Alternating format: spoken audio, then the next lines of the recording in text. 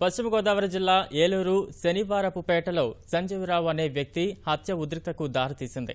ఆదివారం జరిగిన హత్యలో నిందితుడైన వ్యక్తి ఇంటిపై గ్రామస్తులు దాడికి దిగారు. ఇంటిని తగులబెట్టారు. ఇంట్లో ఎవరూ లేకపోవడం వల్ల ప్రమాదం తప్పింది. గ్రామంలో ఉద్రిక్తత నేపథ్యంలో భారీగా పోలీసు బలగాలను మోహరించారు.